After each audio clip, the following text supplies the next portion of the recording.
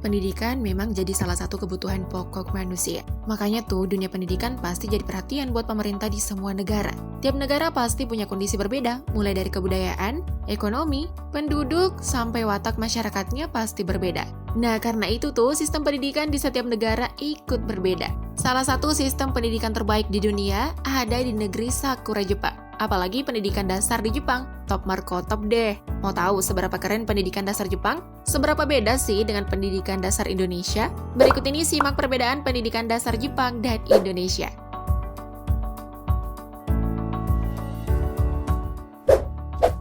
Eits, tapi sebelum lebih lanjut, tekan tombol subscribe-nya dulu ya, dan aktifkan lonceng notifikasimu, agar bersama kita terus berbagi info menarik dari Update Pro.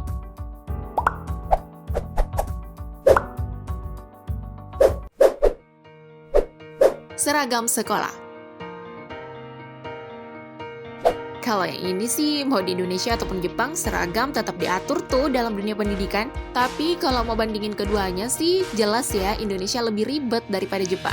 Seragam sekolah di Indonesia itu ada 3 ya. Baju seragam umum yang merah putih untuk SD, dan biru putih untuk SMP, ada juga baju batik, ada juga baju pramuka. 3 baju ini nih yang buat seragam Indonesia jadi ribet. Nah, kalau di Jepang nih, seragam siswa cuma ada satu macam. Ya, meskipun semua sekolah punya seragam yang beda-beda. Kira-kira kalau Indonesia cuma satu seragam kayak gini gimana ya?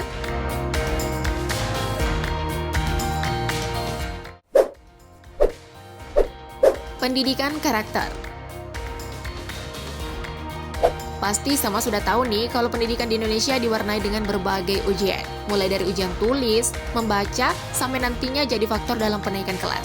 Ya, itu sih Indonesia. Kalau Jepang ya beda lagi.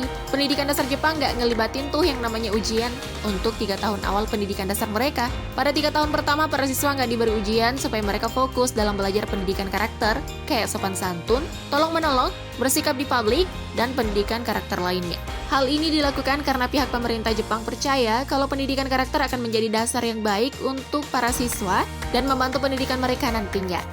Kira-kira kalau ini ikut diterapin di Indonesia, bagus nggak ya?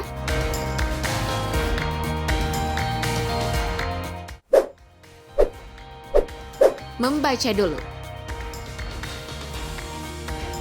Tahu nggak nih kalau Indonesia berada di urutan ke-60 dari 61 negara soal minat baca? Yap, minat baca orang di negeri kita ini emang rendah banget ya. Banyak yang bilang kalau minat baca rendah ini terjadi karena orang Indonesia nggak terbiasa membaca buku saat sekolah. Hayo lo ngaku, siapa nih yang malas baca? Kayaknya nih Indonesia punya jalan yang masih panjang ya untuk masuk 10 besar. Nah, yang bikin beda nih dengan Jepang, di sana mereka membiasakan para siswa untuk membaca buku selama 10 menit sebelum masuk pelajaran. Itulah mengapa Jepang memiliki minat baca yang tinggi.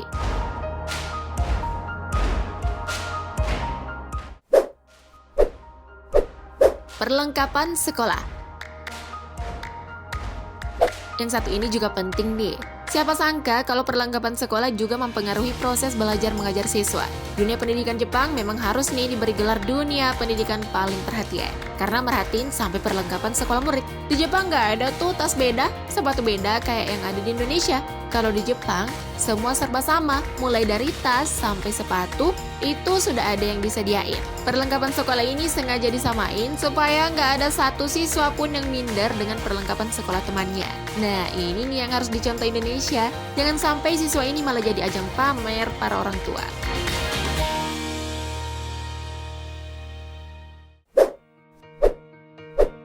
Kebersihan sejak dini. Bersih-bersih juga penting nih. Tahu nggak sih kalau Indonesia itu salah satu negeri yang paling sering nyampah di dunia ini? Ya, bukan sampah fisik. Indonesia juga jago tuh nyampah di media sosial. Katanya sih kebiasaan nyampah ini terjadi karena kebersihan dan pengelolaan sampah yang baik nggak diajarin di dalam kurikulum pendidikan kita. Beda banget nih dengan Jepang. Tahu nggak sih? Kalau sekolah di Jepang bahkan nggak punya petugas kebersihan loh. Hal ini disebabkan kurikulum Jepang mengharuskan semua siswa bertanggung jawab atas kebersihan kelas mereka sendiri. Hal ini dilakukan supaya semua siswa bisa bekerja sama, berbagi tanggung jawab, dan peka dengan kondisi lingkungan yang kotor. Ya, kalau ini sih pasti Indonesia juga bisa ya. Keren tuh kalau semua orang sadar kebersihan sejak dini.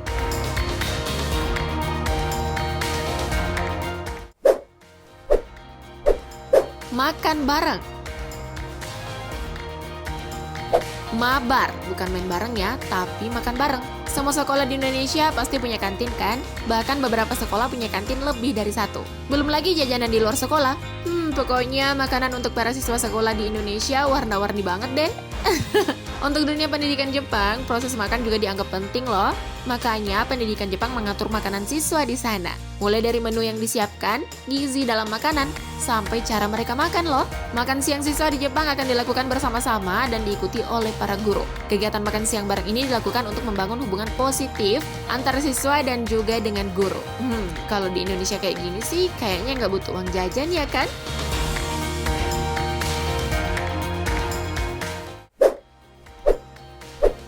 Mata pelajaran sedikit.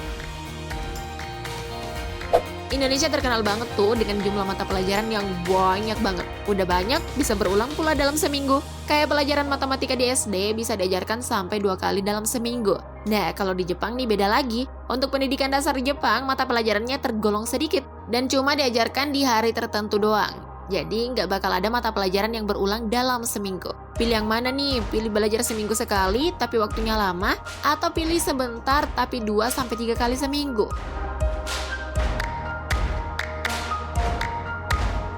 Meskipun sistem pendidikan Jepang punya banyak kelebihan, tapi pendidikan Jepang juga punya minus, yaitu tekanan belajar yang ngeri banget. Bahkan, kasus bunuh diri di Jepang itu salah satu yang terbanyak di dunia loh. Kalau menurut kamu, mendingan sekolah di Indonesia atau di Jepang nih? Tulis di kolom komentar ya. Terima kasih telah menonton, jangan lupa like dan share video ini jika kamu suka. Thank you update lovers!